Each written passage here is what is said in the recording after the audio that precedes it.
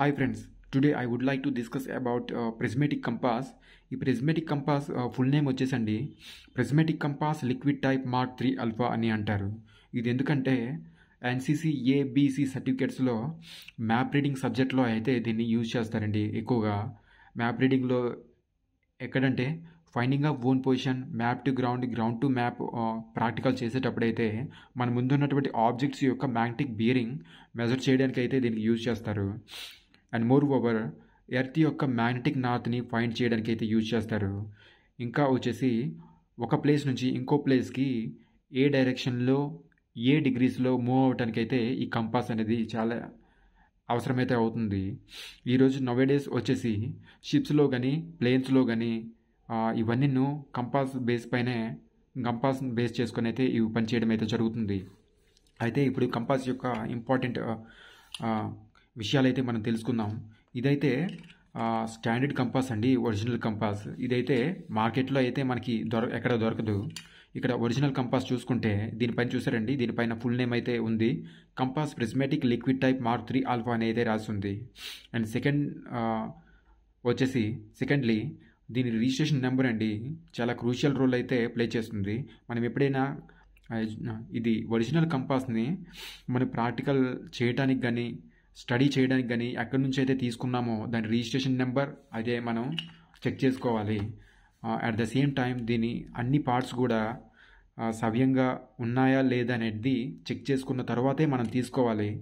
మనం కరెక్ట్గా నోటీస్ చేయకుండా మనం వాళ్ళ దగ్గర తీసుకొని మనం ప్రాక్టికల్ చేసి వాళ్ళకి సబ్మిట్ చేసేటప్పుడు మాత్రం దీని పార్ట్స్ ఏమైనా ఒకవేళ మిస్ అయినట్లయితే మాత్రం మీకు తర్వాత వాళ్ళు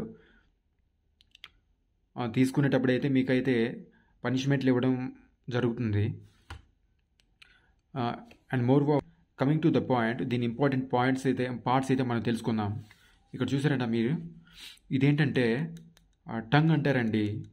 ఇక్కడ స్మాల్ కట్ భాగం ఉంది కదా, దీన్నేమో టంగ్ నాచ్ అంటారండి. అండ్ థర్డ్ వన్ ఇది వచ్చేసి ల్యూమినస్ స్ట్రిప్ అంటారండి. ఇదేమో విండో అంటారండి. దీన్ని ఇక్కడ గ్లాస్ ఉంది కదా, దీని గ్లాసే అంటారు.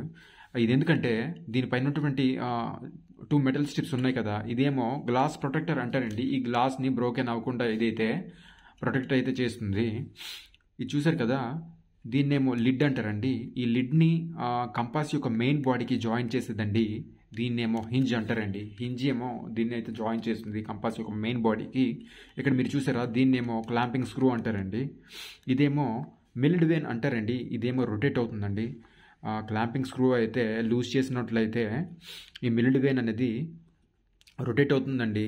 ఇది ఎందుకంటే డే నావిగేషన్లో, నైట్ నావిగేషన్లో ఫర్ ఎగ్జాంపుల్ 32 డిగ్రీస్ 42 డిగ్రీస్ మీరు ఏ డిగ్రీస్లో ఏ డైరెక్షన్లో అయితే మీరు ట్రావెల్ చేయాలనుకుంటున్నారో ఈ మిల్డ్ వేన్ని మీరు వెళ్ళాలనుకున్నటువంటి డిగ్రీస్ సెట్ చేసుకున్న తర్వాత ఈ క్లాంపింగ్ స్క్రూని టైట్ చేసినట్లయితే మరి ఆ డిగ్రీస్ అదే డైరెక్షన్లో అదే డిగ్రీస్లో అయితే మనం వెళ్ళడానికి అయితే వీలుంటుంది.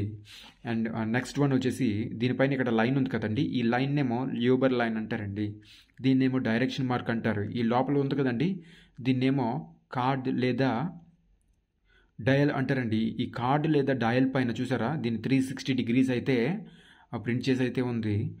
దీన్ని కార్డ్ లేదా డయల్ని కంట్రోల్ చేసేది యాక్సిస్ పాయింట్లో దీన్నేమో పైవట్ అంటారండి. ఇంకా ఈ లోపల వచ్చేసి లిక్విడ్ ఉంటుందండి. ఈ లిక్విడ్నే ఐసోప్రొఫైల్ ఆల్కహాల్ అని అంటారు.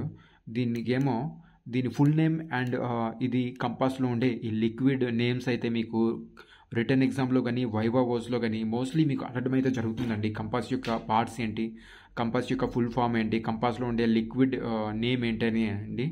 మీరు ఇది బాగా గుర్తుపెట్టుకోండి. అండ్ నెక్స్ట్ వన్ వచ్చేసి ఇది ఉంది కదండి, దీన్నేమో ప్రిజం కేస్ అంటారండి. ఈ ప్రిజం కేసులో ప్రిజం ఉంటుందండి. ఇది లోపల ఉన్నటువంటి డిగ్రీస్ని అయితే 360 డిగ్రీస్ని అయితే ఈ ప్రిజం గ్లాస్ నుంచి అయితే చూసినట్లయితే మనకి పెద్దగా కనిపిస్తుంది. ఈ గ్లాస్ని ప్రొటెక్ట్ చేయడానికి అయితే ఈ ప్రిజం కేస్ అనేది అయితే యూజ్ చేస్తారు. ఈ ప్రిజం కేస్ని కంట్రోల్ చేసేది ఇక్కడ చూసారు కదా, దీన్నేమో సైటింగ్ స్లాట్ అంటారండి.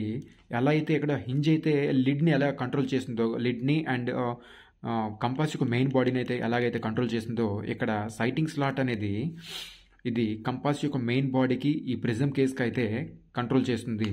అండ్ నెక్స్ట్ వన్ వచ్చేసి ఇది చూశారు కదా, దీన్నేమో థంబ్ రింగ్ అంటారండి. దీన్ని థంబ్ రింగ్కి ఏమో చూశారు కదా, స్మాల్ కటింగ్ పార్ట్ అయితే ఉంది, దీన్నేమో రింగ్ నాచ్ అంటారండి. మనం ఎప్పుడైతే మన ముందు ఉన్నటువంటి ఆబ్జెక్ట్ యొక్క మ్యాగ్నెటిక్ బేరింగ్ మెజర్ చేయాలనుకుంటున్నామో ఈ విధంగా థంబ్ పెట్టుకుని అయితే దీన్ని అయితే మనం ఈ హెయిర్ లైన్ నుంచి అయితే హెయిర్ లైన్ త్రూ మనం మన ఫ్రంట్ ఉండేటటువంటి ఆబ్జెక్ట్ని అయితే దాని మ్యాగ్నెటిక్ బేరింగ్ అయితే మెజర్ చేయొచ్చు. మీకు చెప్పడం మర్చిపోయాను, దీన్నేమో హెయిర్ లైన్ అంటారండి.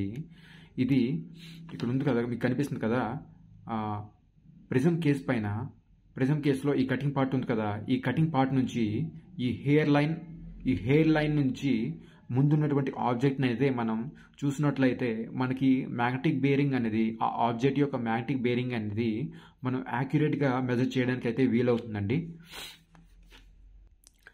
అండ్ మోర్ ఓవర్ ఇందులో వచ్చేసి ఇక్కడ లోపల కనిపిస్తుంది కదండి, ఇదేమో యారో మార్క్ అండి.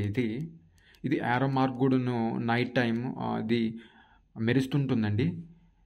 కంపాస్లో మెరిసేటటువంటి 2 పార్ట్స్ అయితే ఉంటాయి. అదేమో ఒకటే వచ్చేసి ల్యూమినస్ స్ట్రిప్, రెండోది వచ్చేసి యారో మార్క్ అండి. ఇది నైట్ టైం కూడా కనిపించే వీలైతే ఉంటుంది.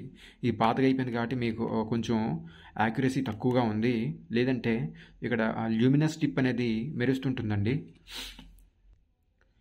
ఇదండి కంపాస్ గురించి.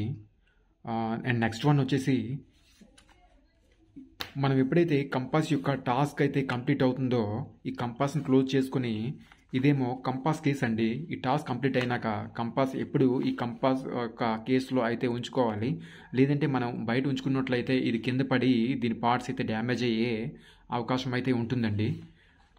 అందుకే దీన్ని ఎప్పుడైనా కంపాస్ని డ్రా చేసుకునేటప్పుడు, సబ్మిట్ చేసుకునేటప్పుడు ఇవన్నీ ఈ యొక్క నియమాలు అయితే పాటించాల్సి అయితే ఉంటుందండి. So it is all about compass అండి. మీకు ఏమైనా మ్యాప్ రీడింగ్లో ఏదైనా సబ్జెక్ట్స్ గురించి, ఏదైనా టాపిక్స్ గురించి డౌట్స్ ఉంటే నాకు కామెంట్ బాక్స్లో కామెంట్ చేస్తే నేను దానిపైన కూడా వీడియోస్ చేస్తానండి. థ్యాంక్ యూ అండి ఈ వీడియో వాచ్ చేసినందుకు. ఈ వీడియో కనుక మీకు నచ్చినట్లయితే లైక్ చేయండి, షేర్ చేయండి, సబ్స్క్రైబ్ చేయండి. జై హింద్.